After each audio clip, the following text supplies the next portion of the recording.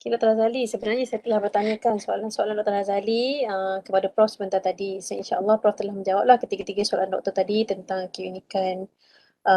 Yang terakhir ini merupakan soalan ketiga lah, kelas keunikan pengajian di Istiaf itu musafir kan, di mana Prof tekankan dekat sini sebenarnya matlamat untuk musafir ni um, dua ada apa, ada tujuan utama dia ada dua lah, kerana sebab berdasarkan Al-Quran yang Allah menyuruh apa kita untuk bersafir, dan yang kedua ialah untuk nak membina para pejuang. Kita merupakan para pejuang yang telah diberikan didikan dan juga tarbiyah lah, saya katakan dengan lebih jelas lagi lah, untuk kita bergerak secara berjemaah. Apabila bergerak sebenarnya banyaklah kita boleh dapat, especially lah apa nama, memupuk rasa bersama tu lah Prof, sense of belonging tu, bila memantapkan lagi silaturahim sehingga ke hari ini. Saya rasakan pengalaman tu merupakan pengalaman yang tak dapat dilupakan lah, pengalaman yang menarik sekali.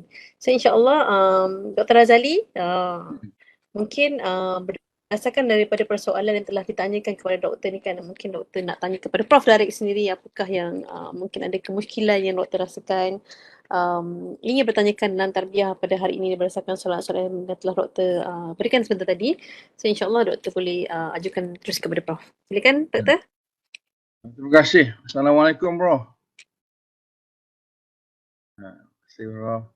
Waalaikumsalam. Saya rasa sangat gembira bro pada hari ini dapat berjumpa dan bertemu walaupun secara online dengan Prof guru saya di ISDEF, guru yang banyak membimbing dan mendidik saya menjadi seorang so-called sebagai pejuang lah. Walaupun tidak kata-kata pejuang sebenar, tapi sekurang-kurang perjuangan yang telah kita bawa lah Prof, Prof, mana yang diajar di ISDEF lah. Dan memang saya pun sempat mendengar tazkirah Prof tadi dia berkaitan dengan musafir tadi.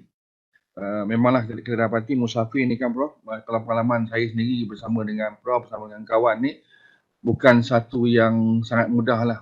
Orang melihat bila musafir ni, orang mungkin dia rasa musafir ni berjalan makan angin dan sebagainya. Tetapi musafir bersama Islam ni agak berlainan lah. Di mana dalam seminggu atau 2 minggu yang kita lalui itu sangat berat in fact nak menghabiskan satu hari itu pun kita rasa Allahu Akbar daripada pagi kita buat program tu, kita menghadiri program sampai tengah malam baru kita habis, dan kita mulakan balik esok pukul 5 pagi subuh. Dan menarik di ISDEF ni kan Prof kan, tak pernah kalau kita buat di subuh misalnya, kalau kita penat satu hari tu, tapi subuh tak pernah yang tak ada yang tak hadir lah. Seingat saya lah kan. Begitulah patuhnya didikan atau patuhnya teman-teman kita di ISDEF lah, bersama-sama dengan Prof dan guru-guru yang lain. Jadi saya nak bertanya sedikit tentang kepatuhan tadi Prof. So adakah dengan kita, selain daripada kita membina kepatuhan melalui musafir ni, apakah cara lain Prof yang barangkali boleh kita buat dalam konteks kita di ISDEF lah? Mungkin dengan pelajar baru kita, mungkin mereka tak nampak lagi dalam konteks ini. Buat kepatuhan kepada guru itu sangat penting lah dalam memastikan kejayaan seorang pelajar di ISDEF lah khususnya, dan juga di tempat lain. Terima kasih Prof. Sama, terima kasih Dr. Razali. Memang kepatuhan itu adalah merupakan salah satu daripada syarat berguru lah, syarat belajar kan. Kita lihat bagaimana Imam Ghazali dengan gurunya, yang tukang daging itu, penjual daging itu. Imam Ghazali mau belajar dengan dia, sehingga kan kawan tu tak mau ajar dia. Tetapi dia paksa, dia desak juga, hingga kan ada satu perkataan yang disebut, aku serahkan diriku kepadamu seumpama mayat menyerahkan dirinya kepada si tukang mandi. Gitu ya. Artinya syarat untuk belajar itu ialah taat kepada guru, selagi tidak bertentangan dengan syariah lah ya. Jadi guru itu pertamanya minta Imam Ghazali supaya basuh meja dagingnya itu dengan jubah jubah Imam Ghazali itu dilakukan. Kemudian minta Imam Ghazali cuci longkang rumah dia, cuci halaman rumah dia dan cuci tandas rumah dia. Itu dilakukan oleh Imam Ghazali secara taat. Dan selepas 3 hari itu, maka terus gurunya kata, ilmu yang kamu nak itu semua telah kamu dapat. Artinya apa itu? Dia cek bagaimana egonya itu. Bagaimana ego itu masih ada ataupun tidak. Masih ada ataupun tidak ya. Dan ternyata bahawa Imam Ghazali tidak ada egonya. Walaupun pada ketika itu, dia adalah merupakan Vice Chancellor dekat Nizamiah University. Tapi kerana dia mau ilmu, dia taat kepada gurunya itu. Dan pasti sekali kalau sekiranya suruhan itu bertentangan dengan syariah, dengan Islam, itu tak patut, tak wajib kita ikutlah kan. Tetapi selagi itu, ini sebab dalam ketaatan itu, itulah kaedah untuk mendapat ilmu sebenarnya. Kaedah untuk mendapat ilmu sebenarnya. Saya baru menceritakan kepada kawan-kawan kita di sini bagaimana Dr. Razali taat memilih saya berbanding dengan memilih kumpulan wakaf Dr. Razali yang mesyuarat di UKM. Saya tak tahu Dr. Razali masih ingat atau tidak. Saya sengaja, saya tahu Dr. Razali sangat suka kepada wakaf, sangat suka kepada kumpulan wakaf yang sedang berbincang nak buat penyidikan ke apa di UKM. Ketika itu ada satu program di UIA. Saya minta Dr. Razali datang dengan saya ke UIA, bukan itu. Ya, saya nampaklah Dr. Razali pada awalnya memang cukup frust lah, ya. Dan memang rasa tak seronok lah kot, wallahualam. Hari ni boleh cerita lah kalau masih ingat kan. Saya tahu. Tapi saya paksa juga untuk apa mendidik Dr. Razali taat kepada guru. Dan Alhamdulillah, dengan ketaatan itu, kemudian saya nampak Dr. Razali tidak ketinggalan juga dalam wakaf. Dalam kumpulan wakaf di UKM itu pun Dr. Razali dapat terus bersama, dapat mengembangkan kepakaran dan sehingga sekarang insya-Allah. So saya rasa itu barakah yang Allah berikan hasil daripada ketaatan itu ya. Sedangkan di UIA itu tak wajib pun. Saya boleh pergi sendiri pun, tak ada masalah. Ya insya-Allah. Tetapi saya sengaja test lah Dr. Razali untuk melihat sama ada sami'na wa ata'na ataupun tidak. Saya nampaknya lulus lah. Alhamdulillah lulus. Dan begitulah seorang penyelia, dia selalu tes pelajar-pelajarnya itu. Saya bagi contoh, ada seorang pelajar kita bersafir pergi kepada Medan dan kemudian kita pergi kepada Danau Toba Danau Toba, Tasik, Danau Toba kan. Jadi kawan kita ni pun dapat scholarship. Lepas makan, saya bagi tahu dia ada aiskrim kat situ. Saya tak boleh belanja saya aiskrim. Dia kata boleh Prof. Dia nak belilah untuk saya aiskrim. Saya kata bukan saya seorang. Kita ada kawan sebuah bas. Belilah untuk mereka semua satu seorang. Dia garu kepala tau.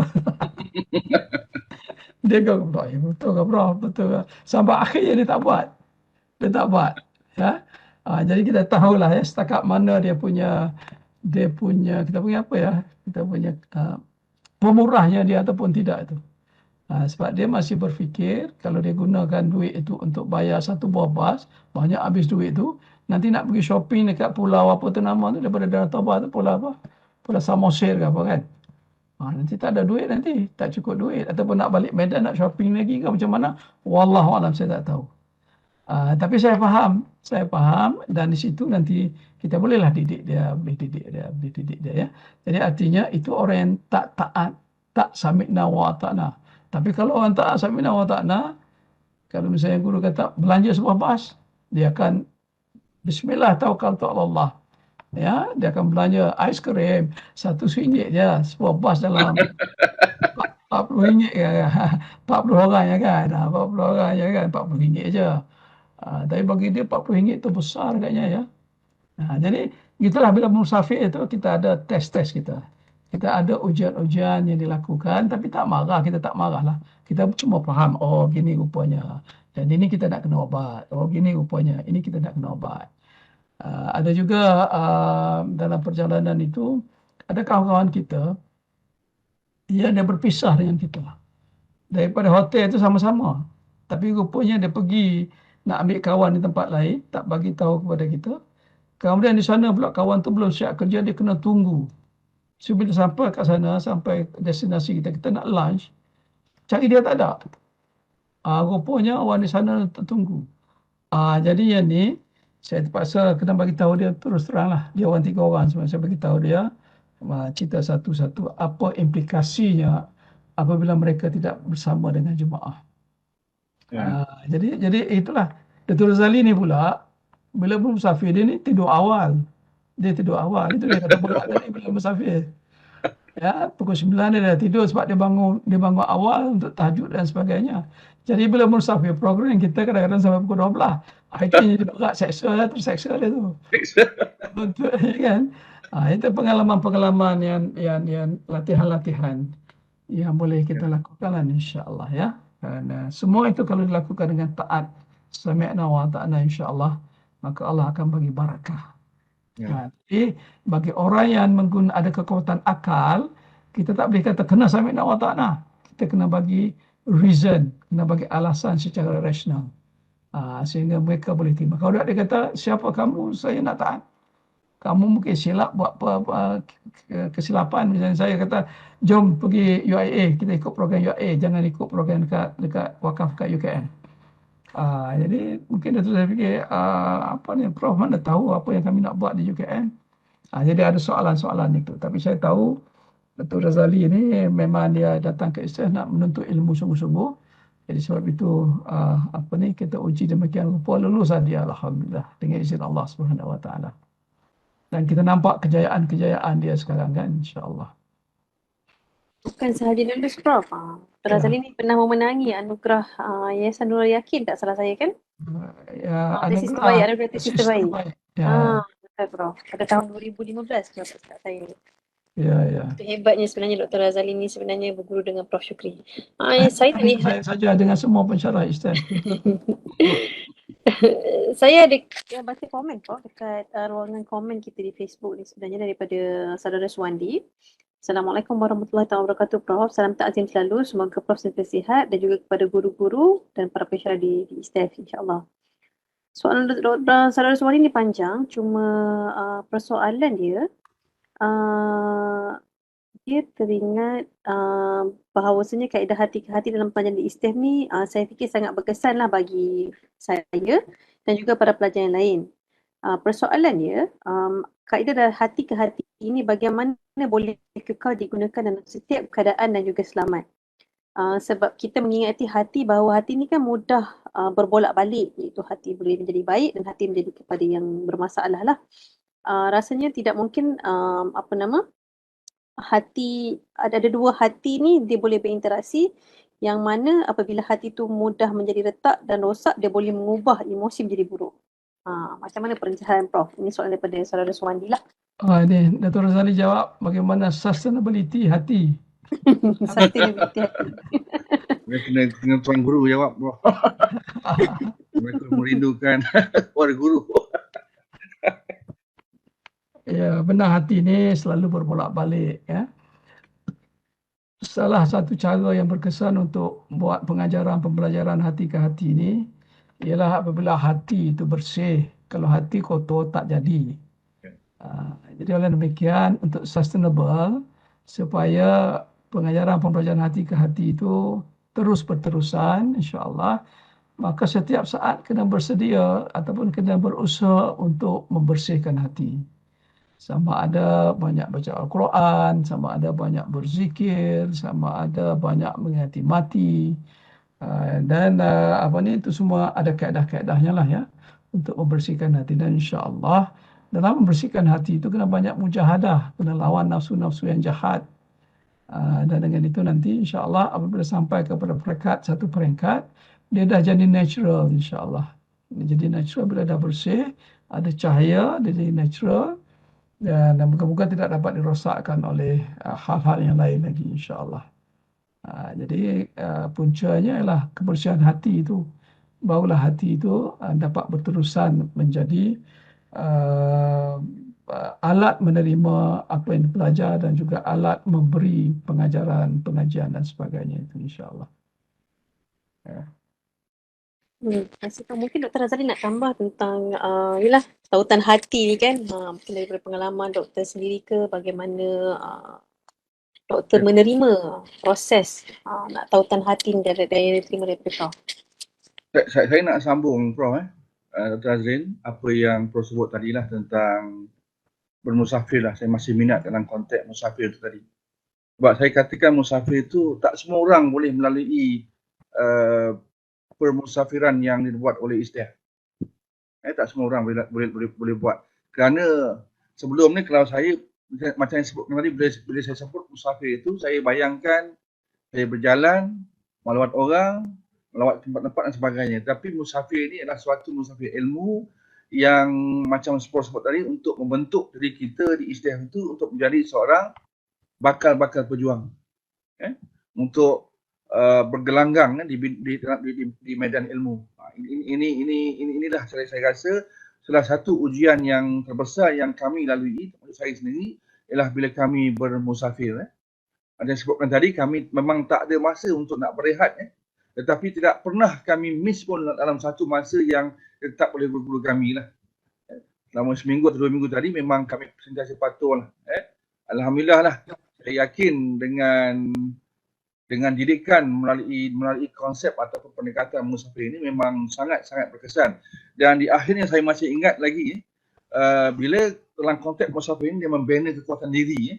Misalnya saya masih ingat Prof bila saya sampai di Istiah dulu dan menjadi tradisi di Istiah bila seorang pelajar itu nak menduduki peperiksaan. Kalau PhD itu dia ada peperiksaan Viva Voce, peperiksaan Viva tadi, maka setiap pelajar dikenaki untuk solat berjamaah. Saya masih ingat gitu. Dan saya yakin tradisi ini masih kekal lagi dan saya yakin tidak ada di tempat lain. Dan pertama kali saya bersama dengan Prof, saya ingat waktu itu Prof yang imamkan solat tu. Salah seorang pelajar kami, rakan kami, dia akan menduduki peperiksaan Viva tadi. Dan selepas saja solat hajat berjamaah, Prof akan membaca doa lah pada waktu itu, saya ingat lagi. Dan antara doa-doa yang cukup bukan saja mengusik tapi menakutkan saya sebenarnya Prof. Antaranya Prof sebut, ya Allah ya Tuhanku, gagalkan pelajar ini. Saya tak pernah jumpa seorang guru yang menyebut gagalkan pelajar ini. Dan ini pertama kali saya jumpa di ISDM. Gagalkan pelajar ini sekiranya pelajar ini tidak menjadi seorang pelajar yang baik dan sebagainya. Dan saya perasan Prof, sebenarnya bila Prof dah didik kami, apa pun yang datang kami tak takut dah. Kami tahu bahawa di situlah ada Allah, di situlah ada Rasulnya. Sampai kalau dulu saya ingat bila saya Viva tu, saya kalau boleh saya Viva, saya tak nak orang datang. Tapi pada waktu saya Viva, saya bawa isteri saya. Saya dah tak takut dah. Pada saya yakin kalau saya gagal, itu kena Allah. Barangkali ada yang saya buat tak betul yang perlu saya fikirkan balik untuk saya perbetulkan. Dan alhamdulillah saya yakin lah Prof. Mungkin Prof boleh bagi pandangan dalam konteks ni Prof. Itu pandangan saya lah. Tak tahu mungkin dalam konteks Prof agaknya mungkin ada sedikit kelainan. Wallahu a'lam. Terima kasih Prof. Ya, sama-sama. Tadi kita dah panjang lebar tadi ya. Doa itu ada 2 bahagian. Yang pertama itu minta diluluskan dengan cemerlang. Yang gagal tu bahagian yang kedua kan, bahagian yang kedua. Dan gagal dan lulus tu pula ada syarat dia, ada lulus, ada ini kan. Maknanya minta lulus kalau ijazah dia itu boleh menjadikan dia orang baik, sehingga nanti Allah masukkan dia dalam syurga. Minta digagalkan itu kalau sekiranya dengan ijazah itu dia jadi orang jahat dan kerana itu dia masuk neraka. Jadi kita tak mau tukar ijazah dengan neraka. Kita kalau boleh sebboleh mungkin kita nak ijazah dan nak syurga. Bukan ijazah tapi masuk neraka. Jadi itu yang pertama lah, kita serah. Itu majlis menyerahkan pelajar kepada Allah Subhanahu Wa Taala. Sebab kita dah berikhtiar untuk belajar sungguh-sungguh dan pensyarah penyelia mengajar sungguh-sungguh. Jadi pensyarah dengan pelajar tak boleh pergi Viva dengan merasakan bahawa sama ada berjaya ataupun tidak itu bergantung kepada usaha mereka. Lupa Allah. Kalau dia lupa Allah, maknanya gagallah dia. Jadi majlis solat hajat itu ialah majlis mengembalikan, menyerahkan pelajar kepada Allah Subhanahu Wa Taala, biar Allah yang putuskan sama ada dia layak untuk lulus ataupun layak untuk gagal. Jadi kita terima dengan sepenuh hati. Tapi alhamdulillah dengan izin Allah Subhanahu Wa Taala, walaupun kita doa dengan begitu rupa, belum ada lagi lah pelajar kita yang gagal kan, belum ada pelajar kita yang gagal. Dan jadi yang lulus itu dia sedarlah bahawa yang meluluskan mereka itu adalah Allah Subhanahu Wa Taala. Dan Allah tahu dengan ijazah itu dia akan jadi baik, maka dia akan berusaha untuk menjadi orang yang baik, insya-Allah. Dia akan berusaha untuk menjadi pejuang dan dia tidak akan sombong dengan ijazah dia itu, insya-Allah. Kalau tidak nanti ini dia agak menarik. Jadi ijazah kita tu begitulah. Takut bimbang nanti kalau kita merasakan orang tak panggil doktor kat kita, kita marah. Ya? Kalau sekiranya orang tak hormat kita, kita marah. Ni, aku doktor ni bukan senang nak dapat PhD. Ataupun profesor bukan senang dapat profesor. Kan? Jadi itulah yang kita takut nanti, insya-Allah yang kita takut. Jadi kita serahkan kepada Allah. Allah buat keputusan. Nah, pelajar sedar dengan sangat-sangat sedar tentang kewujudan Allah bersama dengan mereka, dan Allah buat keputusan untuk mereka itu nanti, insya-Allah. Sebab tadi disebutkan tadi, kita dah cerita tadi, orang yang terputus dengan Allah itu nafsunya, akalnya, ya, rohnya akan terbiar dengan tersendiri. Dan terbiar dengan sendiri dia jadi hoya hayong, dan dia jadi apa? Hoya hayong kah? Ataupun apa ya? Ini Hayang-hayang, Prof. hoya hayang. Sehingga dia nanti hidup dia tidak berkah dan tidak bermanfaat, insya-Allah. Itu maksudnya itu ya. Maksudnya gitu. Ya, saya rasakan pada akhirnya kita kena kembali semula kepada kebergantungan kita kepada Allah SWT. Lagi tinggi rasa pertuhan dan juga kebergantungan kita kepada Allah. So insya-Allah pada akhirnya Allah juga yang akan membantu kita untuk mencapai kejayaan, insya-Allah. Kita ada jawapan daripada saudara Suwandi, Prof. Jazakallah khairan katsiran, Prof. Mohon doakan saya, Prof. Semoga setiap huruf dari ayat, setiap kenyataan yang ada Allah, Allah angkat darjat. InsyaAllah. Alhamdulillah, kita dah sampai kepada sesi yang ketiga-tiga soalan telah dijawab oleh Prof sebentar tadi, Dr. Razali. So insyaAllah saya nak ucapkan terima kasih banyak-banyak buat Dr. Razali dan juga Prof sebenarnya kerana turut bersama-sama dalam kelas pengajian sastra pada petang ini. Banyak sebenarnya pengalaman-pengalaman ataupun hikmah-hikmah daripada kata-kata yang Prof sampaikan berdasarkan persoalan Dr. tadi yang dapat mengimbas kembali, Prof, kenangan-kenangan ketika bermusafir, ketika penyeliaan pada zaman muda dahululah kan, Prof? Masih muda lagi sekarang, yang kini dan selamanya lah. Saya insyaAllah saya nak ucap terima kasih banyak-banyak di atas kesudian Prof dan juga Dr. Razali meluangkan masa. Walaupun kita tahu Dr. Razali pun saya sibuk kan, Prof, kali ni kan. Walaupun dah pencen ni masih sibuk lagi, Prof. Orang hebat ni. So insyaAllah saya nak ucap terima kasih banyak-banyak Dr. Razali, walaupun dalam kesibukan masih lagi sanggup untuk memberi masa doktor untuk meluangkan masa bersama Prof dalam kelas pengajian kita pada hari ini, insyaAllah. Sebelum saya nak tutup kelas pengajian ini, insyaAllah saya akan buka rakaman sunnah orang berjuang ni, Prof. Nak menaikkan kembali tradisi di ISTEF ini, nak mengimbau lagi kenangan-kenangan Dr. Razali ketika berada di ISTEF ni, nak menjadikan tautan hati itu lebih rapat, insyaAllah.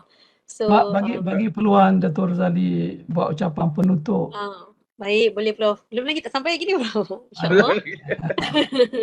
InsyaAllah, saya juga ingin mempersilakan Dr. Razali di atas untuk memberikan sepatah dua kata lah sebelum kita tutup majlis kita pada petang ini, insyaAllah. Silakan Dr. Razali. Terima kasih sekali lagi pada Prof, guru saya dan guru-guru yang lain, teman-teman dan juga Dr. Azrin. Saya rasa antara pelajar yang bertuah kerana dapat belajar di ISTEF, dapat belajar bersama dengan guru yang hebat dan mendapat apa yang saya hasratkan. Jadi untuk itulah saya nak berpesan pada pelajar baru, adik-adik yang akan meneruskan pengajian di ISTEF, belajarlah bersungguh-sungguh. Gunakan masa gunakan ruang yang ada, gunakan kepakaran yang ada di SDF itu untuk mencari sebanyak ilmu yang ada. Carilah sebanyak ilmu yang ada dengan berpandukan kepada apa yang diajar di SDF. Misalnya, jangan lupa kita bersolat 5 waktu, jangan lupa kita tinggalkan, kita sulam dengan solat hajat dan sebagainya, ada rasa bertuhan. InsyaAllah kejayaan pasti akan ada lah. Itu yang pertama. Yang kedua, saya yakin selepas ni Prof, selepas saya bergraduat di SDF itu, saya dapat berpeluang lah untuk belajar dan juga untuk bersama-sama dengan rakan di universiti yang lain. Dan saya rasa sangat cemburu. Kalau dalam bahasa Inggeris disebut bukan jealous, envy. Envy dalam konteks yang positif lah. Sebab saya dapati, saya pernah diminta untuk menyemak pelajar master di beberapa buah universiti, dan saya rasa pencapaian pelajar, bukan pencapaian, cara pelajar kita di SDF adalah sangat jauh berbeza lah dalam konteks menerangkan soalan kajian, metodologi dan sebagainya sangat jelas. Dan saya rasa bila saya baca tu, saya bandingkan antara dua pelajar, satu master di SDF, satu master di tempat lain, saya sangat suka dengan master di SDF lah. Sebab tu kadang-kadang saya rasa ruginya aku tak belajar master di SDF. Terfikir juga apa tu. Saya dapat belajar masa peringkat PhD saja. Tapi alhamdulillah lah dapat jugalah ilmu tu daripada Prof dan daripada guru yang lain kan.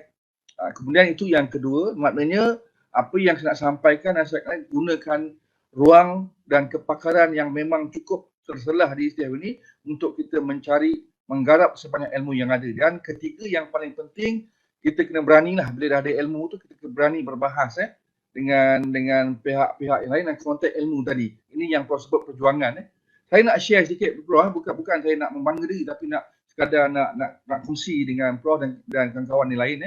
Saya pernah berbahas dalam satu conference antarabangsa dengan seorang profesor daripada UK. Saya tak ingat sama dia Arab ataupun dia Pakistan. Dia dengan masa dia berhujah itu, dia mengatakan dengan tegas bahawa wakaf dan endowment merupakan dua perkara yang sama.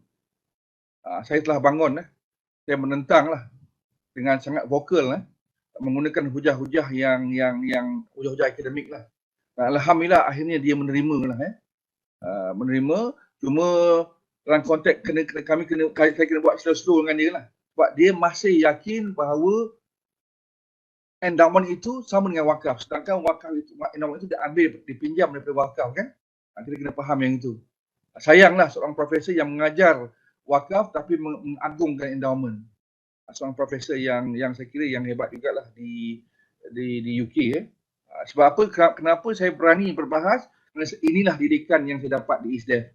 Dan SDF, kerana saya yakin ilmu-ilmu yang diberikan ni, inilah ilmu yang dapat saya turunkan balik lah, Prof. Alhamdulillah lah, Prof.